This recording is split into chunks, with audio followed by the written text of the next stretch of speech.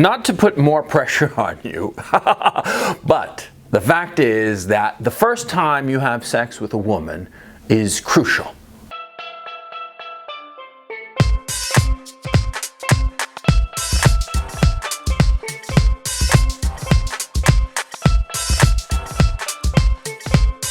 I mean, you better fuck her good. I mean, you gotta fuck her brains out the first time at bat. Oh, absolutely. Yeah. If you want to have a long-term sexual relationship with a girl, and the first time you have sex with her is crappy, you're going to be on the rocks, okay? And you better have sex again with her as quickly as possible, and it better be good, okay? It's sort of like a first impression, sexually speaking. And, you know, in this current environment, in the deregulated sexual marketplace I always talk about, right, it really matters. In the past, it didn't. In the past, when sexuality was much more tightly regulated, two teenagers whose parents and whose social environment made sure that they didn't get together and have sex, well, they could get away with, you know, having kind of like lousy sex the first time. It would be no big deal, right? But in the current environment, no siree, Yeah, it's a first impression, sexually speaking. No different than when you walk into a meeting room and you have your fly unzipped and you have tomato sauce on your suit, yeah? It's a first impression, it's a bad first impression. You want to make a good first impression, right? So you better be fucking good at fucking the girl the first time around. Now the obvious question becomes, how do you get good at fucking a girl good? Well, obviously, practice. Practice, practice, practice. Yes. And like I've told you guys, look, the fact of the matter is that there are a lot of girls out there who are willing to sleep with you. Really bottom of the barrel girls, right? Low value women who will be happy to fuck you. And frankly, they're your practice girls, your shiksas. Remember I did that video? Shiksas are for practice. Exactly. You find a girl that you're not particularly interested in long term, and you practice on her. Simple as that. And you got to keep in mind something else insofar as sex is concerned. See, you can never go too far, okay? Unless a girl's actively saying stop, okay, which is of course means stop, and you don't keep on going, right? But you can push the envelope, sexually speaking, surprisingly far. This is something that I learned early on.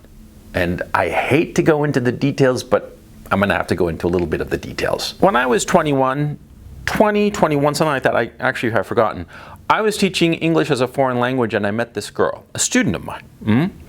And, you know, this is back in the late 80s, none of this, you know, this power disparity or shit like that. Anyway, these were private lessons, so it was no big deal, right? And she was a student of mine, and I started fucking her, right? She was not a girl that I saw as a potential girlfriend. She was just a girl to have sex with. Now, at this point, I'd had sex a few times, but not many. I wasn't particularly good at it, right? I wasn't good at getting girls to sleep with me, and I wasn't good at sex in and of itself, okay? The fact of the matter is, I'd never made a girl come, right? Or as far as I know, right? Maybe she did, but she didn't tell me, I don't know. But anyway, the point is, 2021 it was, I came across this girl. Let's call her A.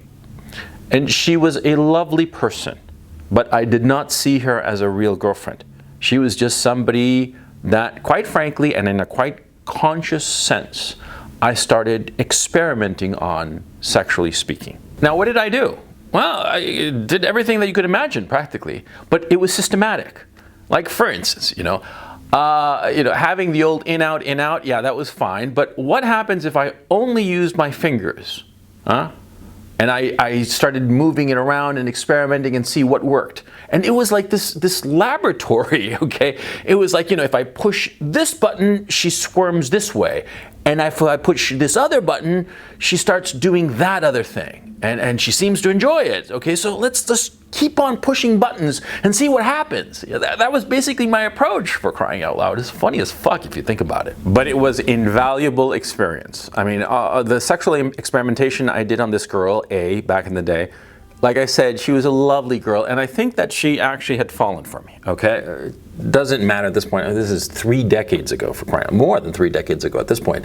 Anyway, the point is, see, I had no interest in her other than as a sexual laboratory. And retrospectively, this was a very smart thing of me to do. I didn't do it because I was so fucking clever, right? It was more that I didn't have any other sexual opportunities at the time, and here was this girl just throwing herself at me, and so I'm gonna just try out stuff and see what works. And she taught me shitloads. Of course, not consciously, but rather her reactions. And this is the key issue, okay?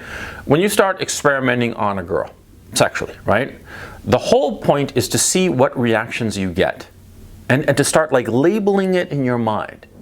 And once you have them firmly fixed in your head, you know, if you do this thing, this other reaction, you get this other reaction and so forth, right?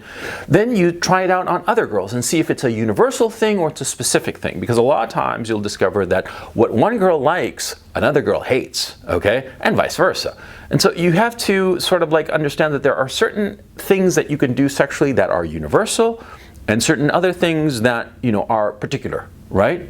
But the point is to experiment, to constantly be pushing the envelope, okay? You constantly be pushing the envelope and gaining experience until you get to the one that you really want to impress. Now you get to this girl that you really want, okay? You want her for whatever reason. She's hot, she's this and that, great girlfriend material, whatever the fuck, okay? First time at bat, you fuck her and you fuck her like there's no tomorrow, okay? And you prepare. You think to yourself, well, if I'm gonna fuck her tonight, say, what do? Do I have to jerk off in the morning so I don't come like in 5 seconds, you know, when I start fucking her? I mean, think like that, okay? Because you're gonna have to.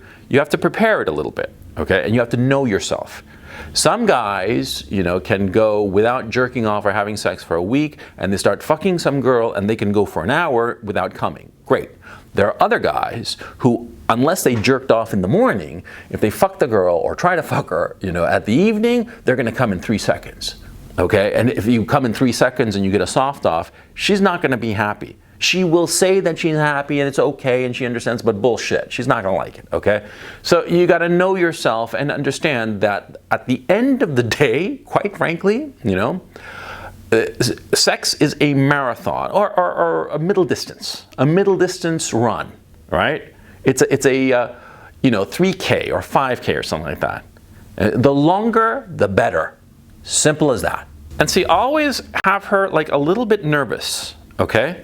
Because it makes her more excited, okay? Don't scare her. Don't do shit that is gonna wig her out and want to have her run away. No, but just keep her like on her toes, okay?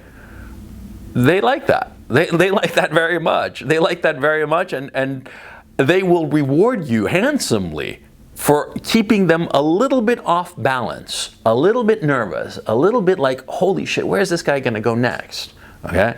They like that, they enjoy it. They might claim that they don't, but after the fact, if it's done properly, they're gonna like it very well.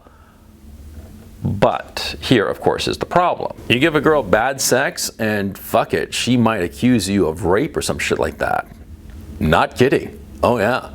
See, you got to be very careful about this shit, and especially in this day and age. Oh yeah. See, a girl, you got to keep it in mind, like I've said plenty of times. See, women do not talk and communicate in order to express reality. Women talk and communicate in order to express their feelings. Okay, they're not interested in telling other people about what's actually going on. They're interested in telling other people how they feel.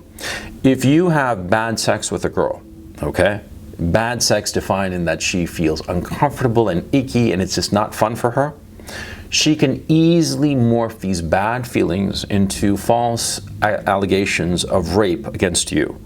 And this happens all the fucking time. It happened to me, okay? Not in the sense that I didn't fuck a girl good, but rather I didn't want to fuck her. She wanted to have sex with me. I didn't want to have sex with her because I thought that she was a little bit nuts. And what happened? Well, she wound up accusing me of sexually assaulting her. She accused me of that because of her feelings in her head expressed themselves in these lies. Because remember, women don't view communication and reality the same way that men do. And so that's what happened. I got caught up in this kind of shit, and I have heard so many stories of guys who fuck some girl and the sex was, you know, only so-so or kind of crappy, and then the girl comes at him, you know? You gotta be fucking careful. Now, I don't wanna get you all nervous and shit, okay? I don't wanna make you feel insecure. No. I want to give you security, okay? So this is what you do, Okay, you practice on a girl that doesn't matter, a shiksa, right? You practice on a girl that doesn't matter, that, you know, you just have her as a sexual laboratory, right? And then when you get with a girl that you really want to fuck, right? You fuck her really good. Now, if the sex is only so-so or even bad, then what you have to do is cover your tracks. You have to send her an email message or a text message or something like that saying, oh, I hope it was good for you or whatever. And you have to get feedback from her so that you have a trail, a paper trail saying that, you know, you didn't assault her or anything like that, because it can happen, okay? This is the danger of the era we're living in, but don't be all paranoid about it. Just think of it as something that you have to do, something that is like due diligence. Like, you know, you don't park your car, you know, on the red zone. Yeah, you park it where it's the designated parking and you don't even think twice about it. Same thing here. You just get a confirmation after the fact that the girl is all copacetic, even if the sex was kind of crappy, okay? Now, if the sex was good, okay, if you practiced on other girls and got really good at it and finally come to the girl that you really want to be with and you fucked her brains out, you got it made, okay? For a girl, getting her brains fucked out really, really good, getting really good sex is a huge feather in your cap. And most especially if it's the first time you guys fuck and the sex is really good for her. Oh man, you know, she is gonna put you up very, very high on her list, okay? You're gonna be aces in her book, and the second and third time might not be that good, but the afterglow of the first really good sex is gonna continue on in the relationship. You see what I mean? Now, if you fuck her good first, second, and third time, I mean, she's gonna do whatever you want, okay? And you're gonna be on a honeymoon phase that's gonna last a couple of months, between 2 months and 6 months, okay, depending on the girl, depending on how much sexual experience the girl has. Good sex, giving a girl good sex, is crucial. I cannot overemphasize this fact, because it will determine her outlook on you, how she feels about you in the initial stages of relationship, okay? The better the sex is, the more positive her emotions towards you, and because of that positivity, the more she is likely to comply with whatever you want, okay? And this is actually the point of fucking a girl really good at the beginning of the relationship. Yeah, because if you fuck a girl real good at the beginning of the relationship, the first, 3, 4, 5 times or so, I mean, just boff her brains out, and you know more or less what you're doing, right? Because you've been practicing and all the rest of it, you're going to be able to handle the relationship and be in the driver's seat of the relationship. And you will be able to dictate your terms insofar as the relationship is concerned. You'll be able to tell her, look, I like this, I don't like that. I want you to do this for me, and I want you to do that for me. And I do not want you to do this other thing. You see what I'm saying? When you fuck her good, you are in control of the relationship. During the initial phase, at least. And the initial phase is usually the most important. Because you see, in any relationship, the power dynamic flips back and forth. There are periods of time where the woman is in the driver's seat of the relationship, and other times when the man is in the driver's seat of the relationship. But whoever is in the driver's seat of the relationship at the very beginning, he dictates where it is going. He is in control of it. He's in the driver's seat, okay? It's like, you're leaving your house, and you and your girl are leaving the house in a car, right? Whoever is at the driver's seat first, whoever has got their hands on the wheel first, they're going to be able to say if we're going to go north or south or east or west. And then when you have to switch places, right, the other driver might be able to change a little bit, but they're not going to be able to go 180 degrees in the opposite direction or go off in a wild off tangent. No, they're going to have to more or less go in the direction that was set by the first driver. You see what I'm saying? This is a kind of like a crappy metaphor, but it pretty much explains what's going on. This is why good sex is so important. But then there's the issue of maintaining the relationship over time. You've been with a woman for, say, 6 months or so, and the honeymoon phase is sort of like died down. It's sort of like, just rolling along on its wheels, right? And everything is going fine, but it's not as exciting and it's not as, dynamic as it was before, right? Okay, once you get into that kind of rut, that's when you got to spice it up. Once you feel that you are in a rut as a relationship, not sexually, okay? Sex is only an expression of the relationship at that point because it changes, okay? When the sex is sort of like gotten like at a steady plateau and the relationship itself is at a steady plateau, that's when it can start to begin to sort of sag, if you will, okay? Because that plateau, it's a great place to be, but if you just leave it alone and don't do much with it, it's going to start to slowly sink, slowly sag. It's just natural, okay? It's natural with every human relationship. You got to mix it up. You got to like start over, if you will. Or give it a shot of adrenaline. That's a better metaphor. Give it a shot of adrenaline. Okay? That is when you have to consciously decide that you are going to, how could I put it? Start a second front on the sexual side of things. Yeah, what you do is you start pushing the envelope. Okay, I mean, you've been with a girl for 6 months, 9 months, a year maybe, right? And the sex is sort of like the same thing over and over, which is natural, okay? You're with a girl long enough and you guys are going to naturally fall into a certain kind of rut, forgive the pun, right?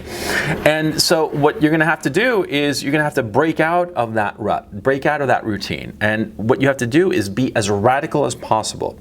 And you've got to push the envelope as far as it can go. And this new approach to sex, it has to be sudden and abrupt. It has to really just shake her out of the relationships, rather, lethargy. It's normal and natural that you've been with a girl for 6 months and you're, 180 days, right? And you're boffing her maybe every other day on average, right? That's 100 times you've nailed her, right? By the 100th time, you know, she knows what you're going to do. You know what you're going to do, you know? It's sort of like by rote. You got to break it up. You got to break out of that rote routine, really mix it up, and you got to do it like with a big splash, like out of the blue. And you've got to keep on, you know, mixing it up. In this new change, okay, for a period of time, and so that you start to fall into a new routine, a new plateau, a new normal. You see what I'm saying? Yeah, because sex does many things in a relationship, okay? Sex, once you're in a relationship, it's sort of like the steady state and that everything is good, okay? And you and your girl have the same old sex, the routine sex that you have as always, and in a very real sense, that is expressing to one another that all is good, all is happy, all is well, okay? But that sag, like I explained, that just gentle kind of like going down, okay? The sag. Well, you have to understand it, and you have to realize that the only way to break out of that routine and break out of that sag is to do something completely different. You do something completely different that surprises her, okay? And by this time, 6 months, a year into a relationship, you're already figuring out if this is the one, the long-term one, the one for the kids, or if she's just one in your, you know, one for the history books and that's that, okay? I mean, this you got to realize. Yeah, because, you know, after 6 months to a year, more or less, you know if you want to be with somebody full-time. If you know if you want to have a kid with that person, okay? The girl you're with, you've been with her 6 months to a year, and you don't really see yourself with a kid with her, right? Then it doesn't matter. Then just let the relationship grind on, and it'll end and it'll die a natural death, okay? But after 6 months, a year, and you're saying to yourself, this is the girl I want. This is the woman I want to be the mother of my kids. This is the girl that I can see myself long term.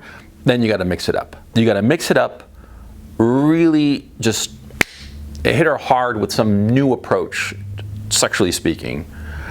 And you've got to start looking at the possibility of saying, look, honey, you know, let's get married or have kids, right? I said before that I'm rethinking the whole thing of marriage, but let's talk about the kid factor, okay? You got to start thinking to yourself, yeah, I want to have kids with this woman, and just start telling her, okay? Yeah. Because remember, the whole point of sex is to have kids. People don't want to face this fact. People today especially want to pretend that sex is just an entertainment or some shit like that. No, the whole point of sex is to have kids, okay? And you want to have kids. You might not think that you do, but it will make you very happy.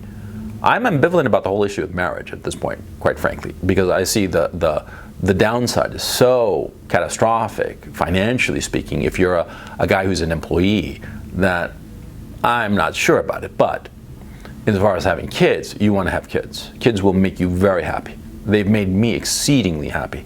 And I'm so glad that I have the children that I do. And every man that I know feels more or less the same way. Because having children gives your life direction, gives your life purpose and meaning, and it gives you enormous satisfaction. It's the little things that you do with the kids that make you very, very happy. So you're with a woman, you've been with her 6 months, a year, you got to figure to yourself, well, is this some woman that I want to have kids with? And you got to ask yourself, hand to heart. And if there is a doubt, then that means that you don't want to be with her. And if that's the case, then start looking for somebody else. Start looking for somebody else, or just eject from the relationship and decide, fuck it, I'm not going to be with a woman right now, just fool around for a while. Because, this relationship I had for 6 months, a year, it's not really going towards kids. Yeah, you got to make that decision, that appreciation, that analysis, like an adult, like a man, not like a fucking little child, who thinks that fucking is just an amusement, because it's not. It's about procreating. Yeah, and ultimately giving a girl good sex, the woman you're with, good sex, the whole point of it is to ensure that she wants to have your kids. Ultimately, that's the whole point of it, okay? You can disguise it and gussy it up and this and that, the other, but at the end of the day, if you fuck a girl good, the percentage likelihood of her wanting to have a child with you increases exponentially.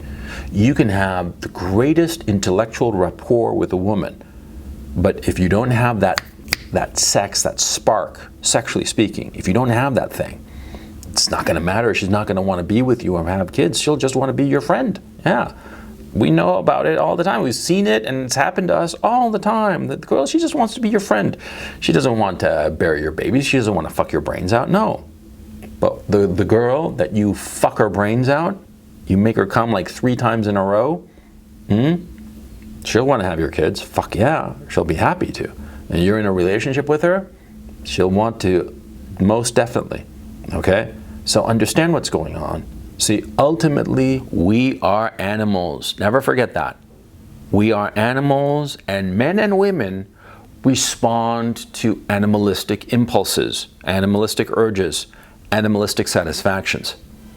You fuck a girl good, the sky is the limit with her.